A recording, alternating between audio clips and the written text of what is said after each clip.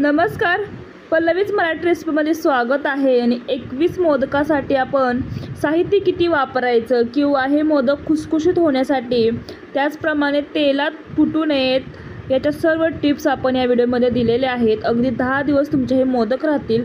चला पाहू। सर्वप्रथम आपण इथे 3 चम्मच घेतलेला आहे गरा। आता 21 मोदकाचं माप आहे, त्यासाठी आपण सर्वप्रथम 3 चम्मच गरा घेतलेला आहे। तो आपण भिजवत ठेवणार आहोत फक्त 10 मिनिटं। थोडंसं पाणी घालायचं आणि हा गरा भिजण्यासाठी ठेवायचा। 10 मिनिटांनी पहा आपला पाणी आहे ते सर्व शोषून घेतलेलं आहे गऱ्याने। छान गरा हा भिजलेला आहे।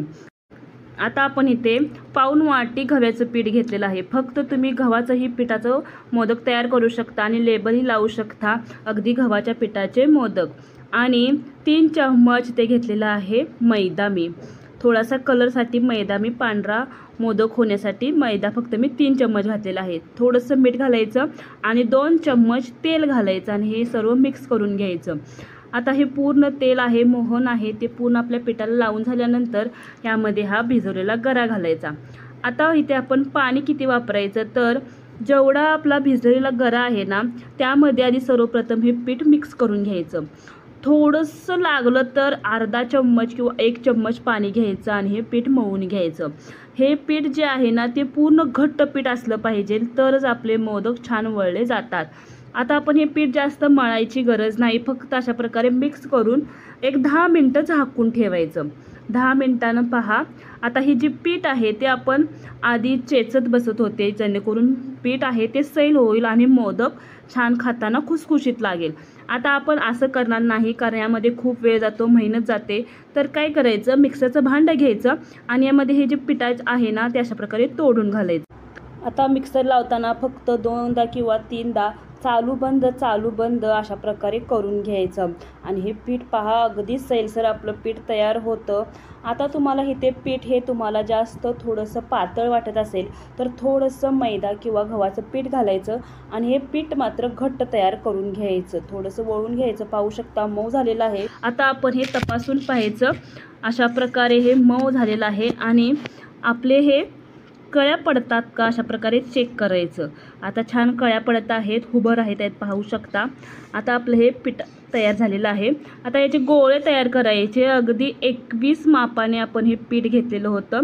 21 आपले मोदक तयारच होतात। अशा प्रकारे 21 गोळे तयार करून ठेवायचे। आता सारणासाठी झटपट हा खोबऱ्याचा खीस तयार कसा करायचा, खोबरं आपण कट करून घ्यायचं। कट करताना छोटे छोटे पीस करायचे, जेणेकरून लवकर बारीक होईल। आता हे बारीक केलेलं आपण खोबरं मिक्सरच्या बारक्या भांड्यामध्ये घालायचं, कारण ह्याला छान धार असते आणि लवकर आपलं खोबरं बारीक होतं। आता हे काप घालायचे आणि बारीक करून घ्यायचं। मिक्सर लावताना बंद चालूमध्ये बारीक करायचं, जेणेकरून आपलं खवतो ना जसं खोबरं तसं आपलं हे खोबरं तयार होतं, अगदीच बारीक होत नाही। अशा प्रकारे आपण हे खोबऱ्याचं खीस तयार करून घ्यायचं, पाहू शकता। तुम्ही एकदम जरी खीस अशा प्रकारे साठवून ठेवला तर चालेल, फ्रीजमध्ये स्टोअर करायचा। आपण ज्यावेळी मोदक करणार आहे त्यावेळी वापरला तरी चालेल। पॅकबंद डब्यामध्ये स्टोअर करून ठेवायचा। आता हे ते 1.5 वाट्या आपण हा खीस घेतलेला आहे खोबऱ्याचा। आता थोडा गॅसवरती हा गरम करण्यासाठी ठेवायचा। लगेच यामध्ये साखर घालायची नाही, तर थोडासा हा खीस भाजून घ्यायचा, कोरडा करून घ्यायचा। यामध्ये 1 चम्मच तुम्ही ते तेलही वापरू शकता, मात्र तुपाने छान टेस्ट येते म्हणून फक्त 1 चम्मच आपण तूप वापरलेलं आहे। इथे तुम्ही गूळही वापरू शकता। इथे आपण साखर वापरलेली आहे अर्धी वाटी। जेवढा आपला खीस असतो ना त्याच्या निम्म तुम्ही गूळ किंवा साखर वापरा।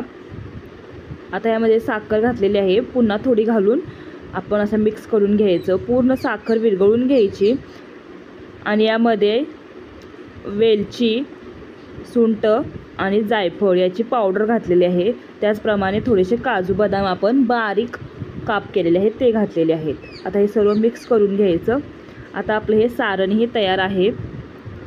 अगदीच जास्त आपण हे सारण ओलसर ठेवायचं नाही, तर थोडंसं यातील पाणी आहे ना ते अटू द्यायचं, जेणेकरून तेलामध्ये तळताना आपले मोदक फुटत नाहीत। त्यासाठी थोडंसं यातील पाणी आहे ते थोडं अटू द्यायचं आणि कोरडं झालं पाहिजे अशा प्रकारे थोडंसं। आता एक लहान गोळा घेतलेला आहे, तुम्ही हाताने पारी केली तरी चालेल किंवा अशा प्रकारे लाटून छोटीशी पुरी घ्यायची. ही पुरी लाटताना मी तेल किंवा पीठ वापरलं नव्हतं, अशी कोरडीच लाटून घ्यायची आणि एकदाच पिठाचा हात लावायचा आणि अशा प्रकारे कळ्या तयार करून घ्यायच्या.